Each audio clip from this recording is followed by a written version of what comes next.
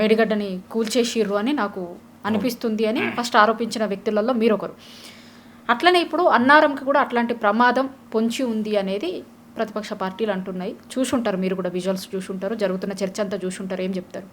సుందిల్లో అన్నారం రెండు కూడా రిపేర్ చేశారు. రిపేర్ చేసినా కూడా వీళ్ళు దాన్ని ఏం చేస్తారంటే ఆ స్టోర్ ఎందుకు చేయరు అని అడిగినప్పుడు అవి రిపేర్ కాలేదు, అవి ఇంకా లీకేజీలు ఉన్నాయి, మేడిగడ్డ లాగానే అవి కూడా పేలిపోతాయి, అవి అవి మొత్తం పోయినాయి కూలినాయనే ఉత్తమ్ కుమార్ రెడ్డి చాలాసార్లు ప్రెస్ మీట్లో చెప్పాడు.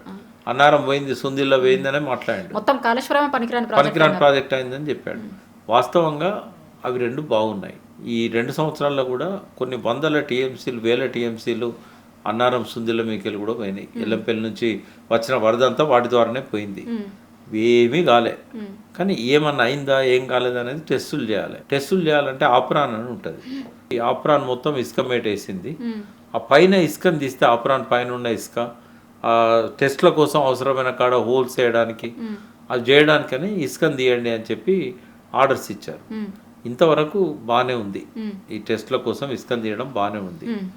బట్ ఆ పరిధిలో ఉంటారా? ఎందుకంటే మొన్ననే చూసాం మనం, ఇదే కాంగ్రెస్ అనుచరులు 2 మానేరు మీద ఉన్న 2 బ్యారేజ్లను పేల్చేశారు. ఆ రెండిట్లో ఉన్నది మళ్ళీ కాంగ్రెస్ డిఫెండ్ చేసింది వాళ్ళే. ఇవి నాసిరకమైన నిర్మాణాలు కాబట్టి కూలిపోయినాయి అని చెప్పి కేసీఆర్ మీదకి తోసే ప్రయత్నం చేసింది కూడా కాంగ్రెస్ నాయకులే. కాంగ్రెస్ నాయకులు ఇసుక కోసము బ్యారేజ్లను కూడా కూల్చడానికి సిద్ధపడ్డారు. ఎందుకంటే 2-3 కిలోమీటర్ల పరిధిలో ఉన్న గ్రౌండ్ వాటర్ అంతా కూడా రైజ్ అయింది. డైరెక్ట్ కూడా పైపులు వేసుకొని 10-20 వేల ఎకరాల్లో పంటలు పండించుకుంటున్నారు. వీళ్ళు చేసిన దానివల్ల ఒక్క చుక్క నీరు కూడా అక్కడ దొరకకుండా అయింది.